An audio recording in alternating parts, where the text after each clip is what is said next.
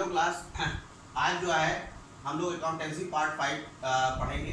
इससे रिलेटेड सारे नोट्स आपको मिल जाएंगे, लेकिन फिलहाल आप इसको देख लीजिए। बोर्ड में मैंने क्या लिखा है, एसेट्स लिखा है पूरा जितने टाइप के non current, tangible, current asset, सारी चीज, फिक्टिशियस, एंट्री और एंटिटी, ये तीन चीज़ें आज हम लोग बात करेंगे। ठीक है, तो चलिए शुरू करो। एसेट क्या है? कोई भी ऐसी चीज जो आप अपने बिजनेस में यूज करते हैं जिससे कि आप फर्दर पैसा पा सके, ठीक है, या बेनिफिट्स को अचीव कर सके। देखिए यही बात हमने लिखी है, anything which will enable a business enterprise to get cash और बेनिफिट इन फ्यूचर, उन सबको हम लोग एसेट या हिंदी में संपत्ति कहते हैं। अब एसेट मेनली दो तरह की होती हैं। मेन है तो बहुत सारी, लेकिन उसमें जो है मेन दो हैं, नॉन करेंट या फिक्स एसेट्स कहते हैं। क्योंकि ये लंबे समय तक यूज में आती है, और दूसरी करंट एसेट होती है ये। तो नॉन करंट एसेट के लिए देखिए क्या लिखा हुआ है, it refer to those assets which are held in business for continued in business for the purpose producing goods और services and not meant for sale. बेचने के लिए नहीं होती हैं, ये लंबे समय तक होती है। ठीक है, जैसे for example land, building, plant, machinery etcetera, ये इसको हम लोग फिक्स्ड एसेट्स कहते हैं। जैसे कोई भी इंस्टीट्यूशन है, जैसे IICS है या कोई भी इंस्टीट्यूशन है, तो उसमें जो कंप्यूटर रखे हुए हैं, जो फर्नीचर रखे हुए हैं या और जो चीज़ें रखी हुई हैं, वो फिक्स्ड एसेट्स है। ठीक है, क्योंकि उसको बेचना हमारा काम नहीं है, हमारा काम है सर्विस प्रोवाइडर। हम लोग पढ़ाते लिखाते सारा काम करते ये चीज़ें हैं। ठीक है, या कोई भी इंस्टीट्यूशन है। तो इसी तरह से बिजनेस में भी बहुत सारे अलग होते हैं। कोई कंपनी है तो कंपनी अपनी प्लांट मशीनरी नहीं बेचती है, कंपनी अपने प्रोडक्ट बेचती है। ठीक है, तो ये वो सारी चीज़ें फिक्स्ड एसेट्स। अब टेंजिबल एसेट क्या है? टेंजिबल एसेट तो जैसे आपको सीधे सीधे बताए थे, जिसको आप टच कर सकते हैं, देख सकते हैं। These assets which can be seen or touched, land, building, computer, etc. Intangible assets क्या है? जिसको आप देख नहीं सकते, लेकिन फिर भी वो बड़ी वैल्यूएबल होती है। उसमें मेन क्या है? Goodwill, copyright, patent, trademark etcetera. Goodwill क्या होती है? मार्केट में रेपुटेशन। अगर आपको पिज़्ज़ा खाना है तो डोमिनोज या पिज़्ज़ा हट जाते हैं, और भी बगल में पिज़्ज़ा लोग बनाते हैं, वहाँ नहीं जाते। क्यों नहीं जाते? क्योंकि वहाँ बड़ा अच्छा मिलता था, उसकी गुडविल है।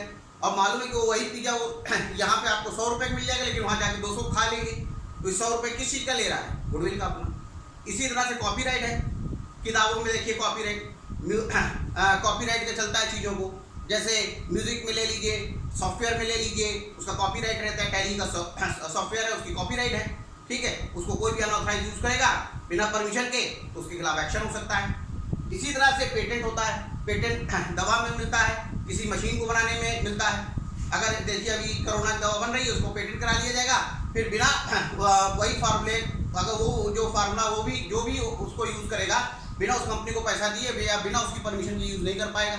तो ये सब पेटेंट का है। ट्रेडमार्क क्या होता है? स्पेशल मार्क होता है। जैसे एयरटेल का ही, वोडाफोन का भी, आप सोचे हम यूज कर ले तो कंपनी आपके खिलाफ केस कर देगी। ठीक है, तो ये सब उसकी एसेट्स मानी जाती है। लेकिन जो इंटेंजिबल फॉर्म है, करंट एसेट क्या है? हमने बताया था ये नॉन करंट, ये करंट। ये ऐसी एसेट्स हैं, those assets which are meant for sale और with the management will want to convert into cash within India, जिसको एक साल में कैश में कन्वर्ट कर लेंगे। ठीक है, they are also known as floating assets और सर्कुलेटिंग एसेट्स। उसको फ्लोटिंग या सर्कुलेटिंग एसेट्स कहते हैं। जैसे कोई मिठाई की दुकान है, मिठाई की दुकान में क्या है?